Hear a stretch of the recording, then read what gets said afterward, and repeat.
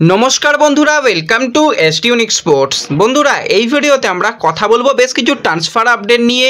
East বেঙ্গলকে নিয়ে একটা খুব ভালো সুখবর শেয়ার করে দেব। এছাড়া আইএসএল নিয়েও কথা বলবো আমরা একটু এই ভিডিওতে। তার আগে একটাই রিকোয়েস্ট, ভিডিওটা শুরু থেকে শেষ পর্যন্ত দেখার অনুরোধ করলাম। আর ভিডিও ভালো লাগলে ভিডিওতে সকলে একটা করে লাইক করে 500 লাইকের টার্গেট আমাদের পূর্ণ করে দিও।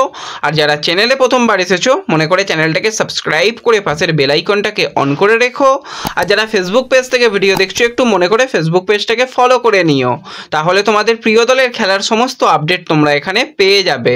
তো চলো আর দেরি না করে ভিডিও শুরু করা যাক। তো প্রথমেই যদি আমরা একটুখানি আইএসএল নিয়ে কথা বলি, তো আইএসএল এর সেমিফাইনাল ম্যাচের কিন্তু শিডিউল বেরিয়ে এসেছে।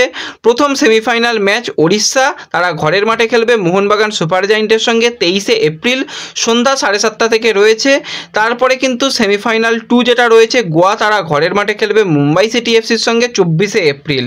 এবং সেমিফাইনালের সেকেন্ড লেগ শুরু হবে মোহনবাগান, তারা ঘরের মাঠে খেলবে 28শে এপ্রিল ওড়িশার সঙ্গে। সেই ম্যাচের কিন্তু টিকিট অনলাইনে তোমরা কাটতে পারো, রীতিমতন টিকিট দেওয়া শুরু হয়ে গেছে অনলাইনে।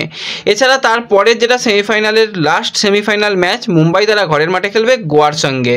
এবং ফাইনাল ম্যাচ কিন্তু 4 মে হবে, যেই ফাইনাল ম্যাচ হওয়ার সম্ভাবনা কলকাতাতে অনেক অংশই বেশি। সব কিছু যদি ঠিকঠাক থাকে তাহলে কলকাতায় ফাইনাল ম্যাচটা হবে, তা না হলে কিন্তু পরিবর্তন হয়ে সেটা মুম্বাইয়ে হতে পারে, এরকমটাই আপডেট বেরিয়ে আসছে। তো অবশ্যই কিন্তু তোমরা সেমিফাইনাল ম্যাচ যেটা মোহনবাগান তারা ঘরের মাঠে ওড়িশার সাথে খেলবে সেটা কিন্তু যুব ভারতীতে গিয়ে দেখতে পারো, মোহনবাগানকে সাপোর্ট করতে পারো।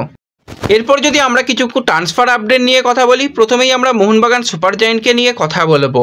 তো পরের সিজনে কিন্তু মোহনবাগান সুপার জায়েন্টের অনেক প্লেয়ারই বেরিয়ে যাচ্ছে, সেইভাবেই কিন্তু 23 বছর বয়সী ভারতীয় সেন্টার ফরওয়ার্ডের প্লেয়ার কিয়ান নাসিরি, তার সাথেও কিন্তু মোহনবাগানের কন্ট্রাক্ট শেষ।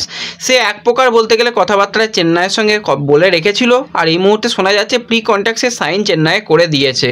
তো পরের সিজনে কিন্তু ওয়েং কোয়েলের দলে চেন্নাই এনএফসিতে খেলতে চলেছে কিয়ান নাসিরি। এবার এই কিয়ান নাসিরি মোহনবাগান ছাড়ছে, সেই জায়গাতে কিন্তু মোহনবাগানও বেশ কিছু প্লেয়ারের সঙ্গে কথাবার্তা বলছে, ইয়াং ট্যালেন্টেড প্লেয়ারের সঙ্গে। তো ইস্ট বেঙ্গলও কিন্তু সেই রকমভাবেই বেশ কিছু ইয়াং প্লেয়ারের সঙ্গে কথাবার্তা বলছে। তার মধ্যে যে প্লেয়ারটার নাম বেরিয়ে আসছে, 23 বছর বয়সী কেরালার রাইট মিডফিল্ডারের প্লেয়ার আব্দুল রবি, যে কিন্তু হায়দ্রাবাদে 2026 সাল পর্যন্ত কন্ট্রাক্ট রয়েছে। তো এই জায়গাতেই মূলত ইস্ট বেঙ্গলের একটু সমস্যা হচ্ছে, কারণ কেরালার একটা সংযোগ তো রয়েছে বিনয় জর্জের সঙ্গে, সেইভাবে কথাবার্তা এগিয়েছিল, কিন্তু 26 সাল পর্যন্ত কন্ট্রাক্ট এবং তাকে নিতে গেলে বেশ খরচা করতে হবে। সেই খরচাটা সম্ভবত ইস্টবেঙ্গল করবে না, আর সেই জায়গাতেই কিন্তু মোহনবাগান আব্দুল রবিকে টার্গেট করেছে বলে শোনা যাচ্ছে।